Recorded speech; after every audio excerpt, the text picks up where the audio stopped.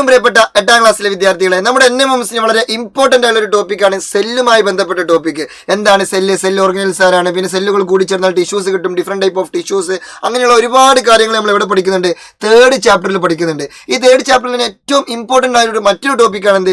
Cell theory.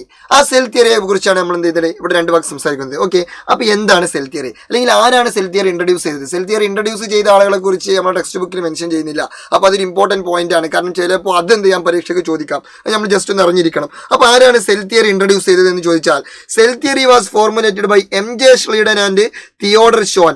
Theodore ഷോനും MJ Schleidenനുമാണ് എന്ത് ചെയ്തത്? സെൽ തിയറി ഇൻട്രൊഡ്യൂസ് ചെയ്തത്. അതിൽ MJ Schleiden ആരാ നമ്മൾക്കറിയാം? പ്ലാൻ സെല്ല് കണ്ടെത്തിയത് ആളാണ് MJ Schleiden. പ്ലാൻ സെല്ലിൽ ലായുണ്ട്, MJ Schleidenലും ലായുണ്ട്, അങ്ങനെ ഓർത്ത് വെക്കുക. അപ്പൊ പ്ലാൻ സെല്ല് കണ്ടെത്തിയ ആളാണ് ആര്? MJ Schleiden. അതുപോലെ അനിമൽ സെല്ല് കണ്ടെത്തിയ ആളാണ് ആര്? തിയോഡർ ഷോൻ. ആരാണ്? തിയോഡർ ഷോൻ. ഈ തിയോഡർ ഷോനും അതുപോലെ തന്നെ MJ Schleidenനും കൂടി ചേർന്നിട്ടാണ്, അവർ രണ്ടാളും കമ്പൈൻ ചെയ്തിട്ടാണ് എന്ത് കണ്ടെത്തിയത്? സെൽ തിയറി കണ്ടെത്തിയത്, അല്ലെങ്കിൽ കോശ സിദ്ധാന്തം ഇൻട്രൊഡ്യൂസ് ചെയ്തത്, ആവിഷ്കരിച്ചത്. ഓക്കെ, അപ്പൊ ആ ഒരു പോയിന്റ് ഓർത്ത് വെക്കുക. ഇനി എന്താണ് സെൽ തിയറി? കുറെ നേരമല്ലോ സെൽ തിയറി, കോശ സിദ്ധാന്തം. അപ്പൊ ആക്ച്വലി എന്താ സെൽ തിയറി അല്ലെങ്കിൽ കോശ സിദ്ധാന്തം ചോദിച്ചാൽ സിമ്പിൾ ആയുള്ള 2 പോയിന്റാണ് പഠിക്കേണ്ടത്. അതായത് the body of all organism is made up of cells.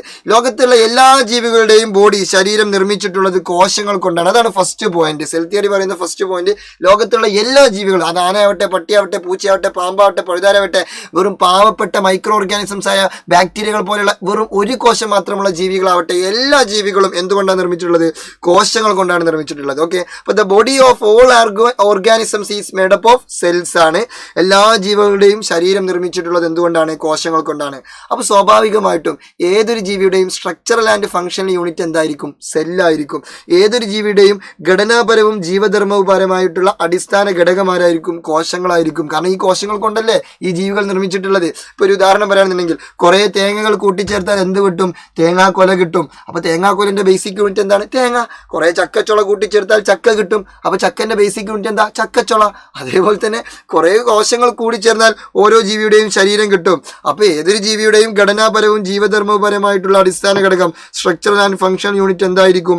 Cells ആയിരിക്കും. അതാണ് സെൽ തിയറി പറഞ്ഞു വെക്കുന്ന കാര്യം. ഓക്കെ അല്ലേ? വളരെ സിമ്പിൾ ആണ്, സിമ്പിൾ പോയിന്റ് ആണ്. അപ്പൊ സെൽ തിയറി കണ്ടെത്തിയത് 2 പേരാണ്, ആവിഷ്കരിച്ചത് 2 പേരാണ്, ഇൻട്രൊഡ്യൂസ് ചെയ്തത് 2 പേരാണ്, MJ Schleidenനും തിയോഡർ ഷോനും. അങ്ങനെയെങ്കിൽ എന്റെ മുത്തുമണികൾ, സ്റ്റഡി ഓഫ് സെൽസ്, സെല്ലിനെ കുറിച്ചുള്ള പഠനം, കോശത്തെ കുറിച്ചുള്ള പഠനത്തിന് എന്ത് പറയും എന്ന് ജസ്റ്റ് ഒന്ന് എന്ത് ചെയ്യുക, താഴെ കമന്റ് ചെയ്യുക. See you soon. ഇത് നിങ്ങളുടെ സ്വന്തം അറക്കൽ. Good bye.